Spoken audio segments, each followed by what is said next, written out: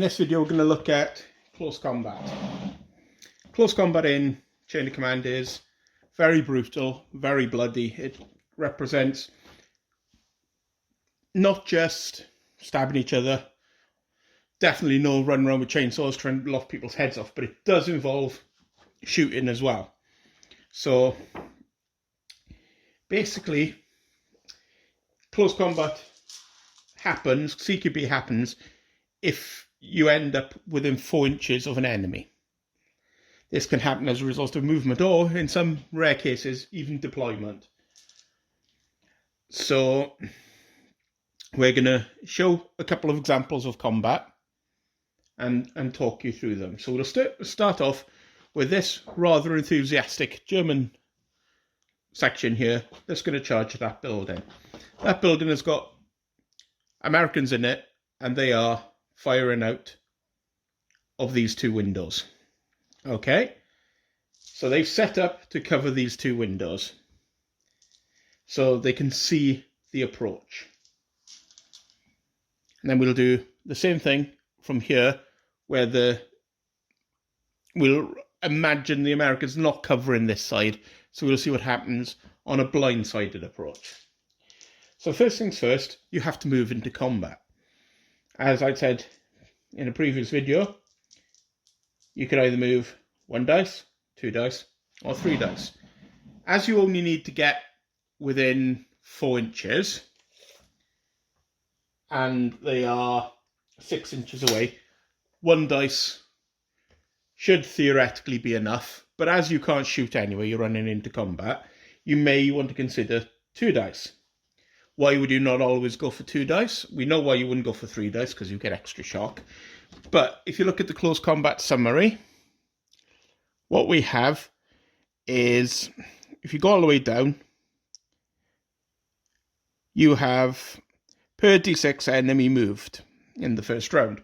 So the more distance you have to go to get into combat with the enemy, the more dice they get to roll. So we'll go for 1 dice here because we'll be optimistic. And with a roll of 3, as we would only have to make 2 inches, we've made it in. So there we are. We've just made it over here. We are in combat now. So how do you work out combat? Well, on my cheat sheet, we have a nice list of tables, but we'll go through the Germans first, which is the easier one to do. We have 1 dice for every man. So there's 6 in the rifle section, 3 in the machine gun section. We don't count the junior leader. Junior leaders add 2 dice. Senior leaders add 3. Other ones like ranking officers, which we haven't discussed, but they're more senior, would add 4. So basically they add the number of command initiatives they have. He also has a submachine gun, so we'll add another 2 dice. So that 10-man German squad has 13 dice for this combat. Okay, so they'll roll their dice now. That's a really good roll. We are looking at 5s and 6s. All the ones that aren't 5s or 6s are ignored. So 5s kill an enemy. 6s kill an enemy and do shock. So what we've got here is we've got 4 shock, and we'll use that dice to represent the number of dead. So we've got 4 shock, 2 dead. But all combat is simultaneous, because they're not running and stabbing people, they're getting shot on the way in. So now we need to work out what the Americans have got. They've got an 8-man rifle team. 5, 6, 7, 8. They have a 3-man BAR section. And they have the junior leader, and he has a submachine gun. So we're looking at 8, 9, 10. We're looking at 15 dice at first glance. However, we get 1 extra dice because the Germans used 1 dice of movement to get in. Yeah. We also have we are defending and we have an LMG. So that adds an extra 4 dice, because the LMG is covering that window. So it would have effective line of sight, so it can shoot. We also are inside the building defending from the outside, which has 1 dice for every 2. And we've got 20 dice there, so I need to get an extra 10 dice out for that. 4, 6, 7, 8, 10. So we've now got 10 extra dice just for that. Okay. So that's not looking good for the Germans on the amount of dice. Give it a good shake. And oh my. So there, shock and deads.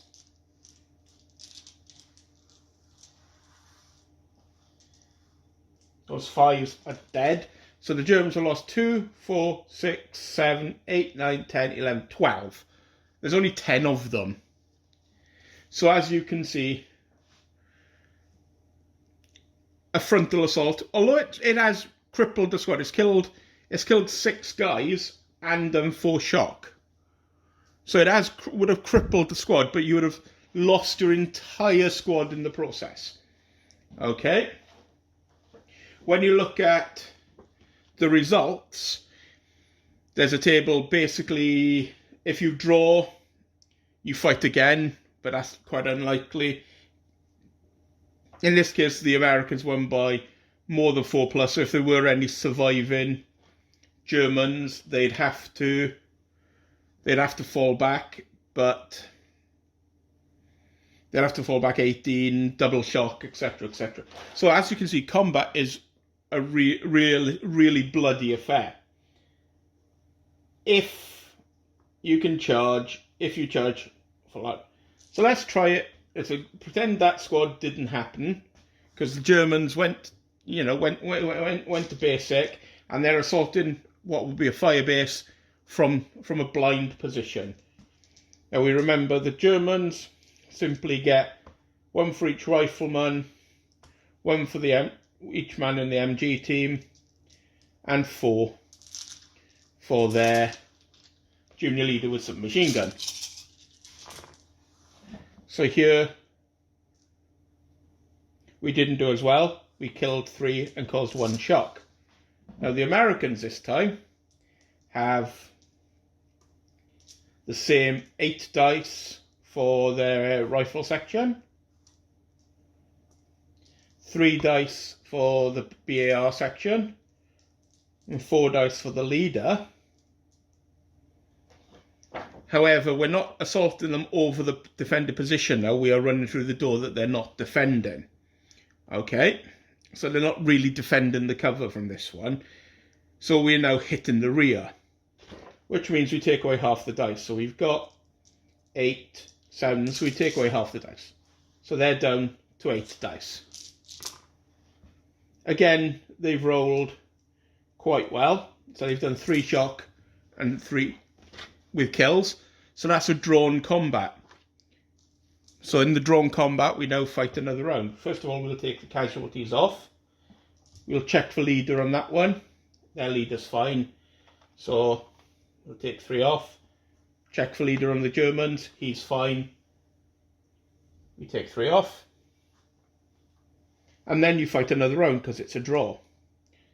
So this time for the Americans, we've got the 5 that are left in the rifle section, plus the MG section, plus their senior leader. So we've lost a couple of dice.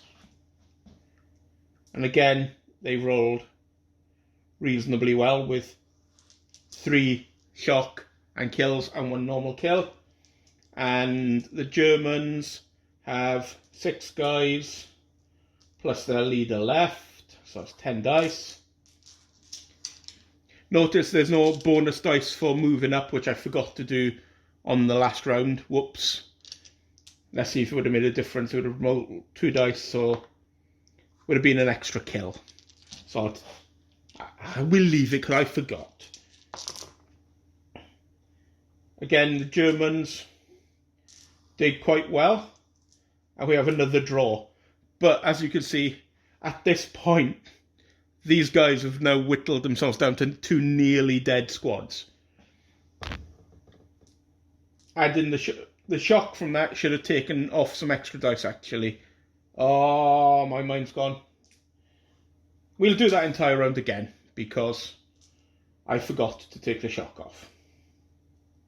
Because we did a couple of 6s. I would have only been 1 or 2 anyway, so it would have been 1 or 2 dice. So that will round out overall. Because for every 2 points of shock you've got, you take a dice off. So they both sides have lost a dice. So as you can see, combat is quite bloody, it's quite violent. So be very careful when you use it. Germans do have a very nice rule that we're going to go into now, which is their national characteristic called Handgranaten. So, assuming they're assaulting this, and we'll remove the bunker, as it were, and just do a normal, in the open, vanilla, if you will, assault. Just to see, just to show you examples of it in the open as well. This is a situation that's unlikely to occur, because if you've got 2 squads this close to each other, they probably would have shot each other to death. But the German has the rule called Handgranaten, which allows them to throw dice when they run in. So you roll a dice to see how many, that would be 1 grenade gets thrown as they charge. So that just does 2 shock. That's all it did. So we put 2 shock on them, and we'll run up all 2 dice. For all intents and purposes, we'll say they get in, because actually I didn't roll enough there, because with a double 1, I would have stood in the middle of no man's land and would have been shot dead, and it wouldn't be a very good example of combat. So they rolled 2 dice, they moved in. Let's go through the fight again to make sure we got everything right. So we know the Germans are 6 plus 3 plus 4. If you got things like commandos or airborne or aggressive troops, it modifies its dice roll a little bit. And things like some of the Russian submachine gun battalions, because they have loads of submachine guns, are very, very, very scary. So that's the German results. So 2 dead and 3 dead with shock. The Americans have their 8 in the rifle section, 3 in the BAR section, and 4 for the SMG. But we know they moved 2 dice. The Germans moved to get in, and we know there's an LMG defending.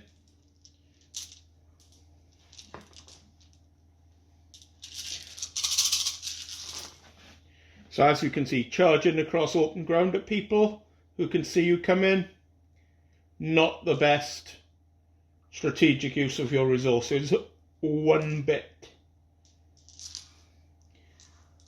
So looking at that combat, there's 9 dead Germans versus 5 dead Americans. I should have taken 1 dice off for the 2 shock, so I'll take 1 of the hits off to be fair.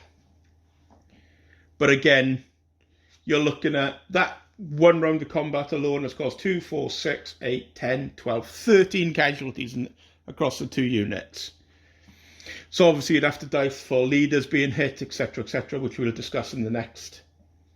We'll discuss the effect of bad things happening in the next video. But close combat as a rule is horrendously bloody. It's very violent.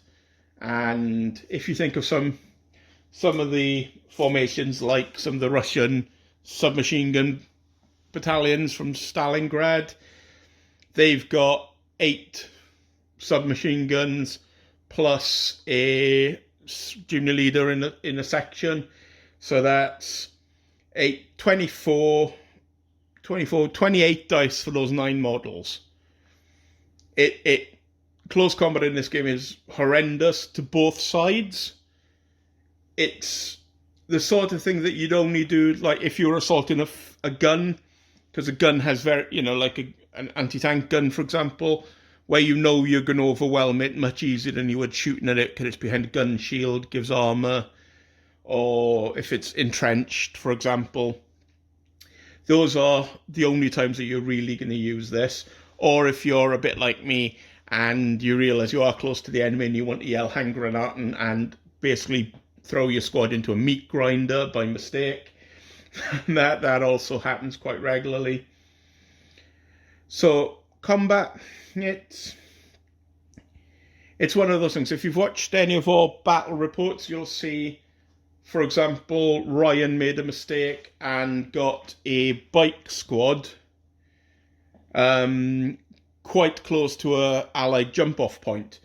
Now, what that means is, if this squad was lurking here, minding their own business, advancing up towards the camera, right, they are 6 inches away from the jump-off point. If they were 4 inches away, they would have shut it down. But they're 6-7 inches away. So this platoon could deploy 6 inches away from the jump-off point and be in combat straight away. That would mean that they'd get the same dice as they always have, which is 8 for the rifle section, 3 for the BAR section, plus 4. So that's 11, 15 dice. Now, the Germans don't get the bonus dice for the machine gun, because it's got its back to the enemy. So they'd get their 6, 7, 8, 9, 13 dice that they normally get. But they won't get any bonus dice for their movement, because they didn't use any, they deployed that. And they wouldn't get any machine gun defending because they've been assaulted from behind, and they'd have to halve their dice. So they drop down to 6 dice. So in that case, that's worth doing. Now, in the case of Ryan, he had an McLaren squadron on bikes that got that close. So they automatically count as being basically attacked from behind, regardless of which way they're fighting if they're on the bikes. And they just got mowed down by an entire British section. So combat has its uses, but unless you're really lucky, you will also take losses when you do it. So that was the close combat section. Nice and brief, because combat is brief and bloody. One other point to note is if when you calculate your dice pool, you've got 4 times as many dice as the enemy, you don't have to roll, they automatically rout. They go, oh, we can't win this is scary, and they run away before combat. So, falling into the chasing after people, if you saw a mortar squad that was nearby and you decided to charge that mortar squad would have 2 dice, plus 2, maybe if you move 4 inches. If you move 2d6, that's 4 dice. Yeah. If you had a squad that had 16 dice, for example, like you were aggressive, or you had a couple of submachine guns in there, or you attacked them from behind, then they'd just be automatically dead. So you wouldn't even have to roll, so you wouldn't take any losses. So there are a few rare circumstances when combat is useful, or if you've got spare squads, like if you've got like a 4th squad and you really need to kill one of theirs because it's going to drive you over the edge to win you the game. But you have to think very carefully about it, because if you can hit them, they can hit you, and it's not like in certain other games where, oh, you've charged them with elite close combat monsters, oh, look, they're all dead. Even in the case of the Russian submachine gun platoon with their 24 dice from 9 men, the Germans are still going to have 13 dice back, and if the Germans get lucky, it's still wipe out the 9-man squad. Or even if they get average, they're still going to do horrendous damage to your squad to make it not very useful later in the game. So bear that in mind. And also, in nearly every example we've had, it's done so many kills, it would probably have been the leader killed. And that's going to cause bad things. You're going to break from combat, which is causing more bad things. It's close combat is knowing to use it wins you a game. Using it because you think it'll be fun in a particular situation is probably not for the best, and you'll probably regret it. In the last game I played, I used it because I thought it'd be funny to wipe out what I thought was a half set strength British section, and I ended up crippling myself and probably losing me the game. So, know when to use it and know when not to. Catch you later for a video on force morale and bad things happen.